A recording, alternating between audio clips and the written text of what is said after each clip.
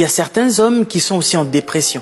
Mais le problème, c'est que l'homme, souvent, lorsqu'il pleure, lui, il pleure sous la douche. Il pleure dans sa voiture. Il pleure, voilà, seul dans un parc. Il va aller pleurer.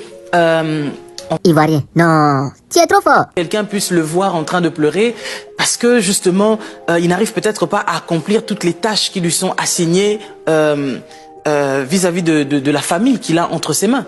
Et là, je parle bien des hommes qui sont responsables, d'accord? Parce qu'il y a des hommes foutistes, voilà, eux, ça les regarde même pas ce qui se passe à la situation de la maison. Mais je parle bien là des hommes qui sont sérieux, qui sont vraiment responsables. Et ces hommes-là, quelque part, nous les femmes, nous devons en tenir aussi compte.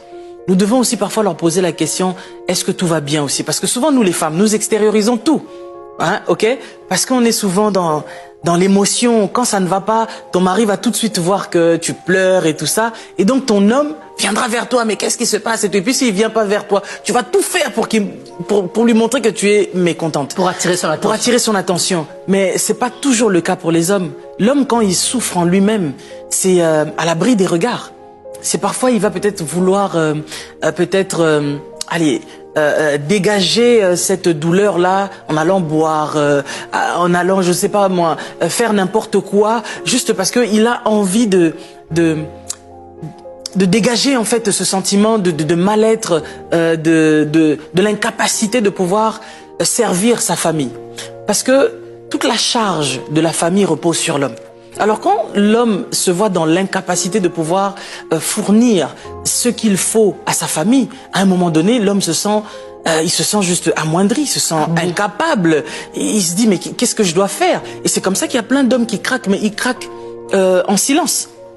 D'accord? Et ces hommes-là, justement, il faudrait que nous, les femmes, on puisse un petit peu pousser un peu plus nos oreilles, faire preuve de compassion, faire preuve d'empathie, de compassion, en allant aussi voir ton mari et en lui posant la question, est-ce que ça va, est-ce que tout va bien, est-ce que t'as pas une charge mentale, parce que beaucoup d'hommes ont vraiment cette charge mentale. Nous les femmes, nous demandons un peu beaucoup aussi aux hommes, d'accord? On demande à l'homme d'être performant, c'est-à-dire tu dois constamment en fait apporter des provisions dans la maison. La maison ne doit manquer de rien. On a besoin que l'homme apporte l'argent à la maison. On a besoin que les courses à la maison soient là constamment. On a besoin que l'homme soit performant au lit. On a besoin qu'il soit présent pour les enfants. Aussi. On a besoin qu'il soit plombier à la maison.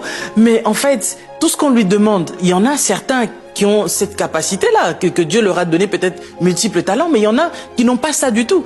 Moi, je te dirais, chez moi à la maison, la plomberie, si je n'appelle pas un plombier, c'est moi qui gère.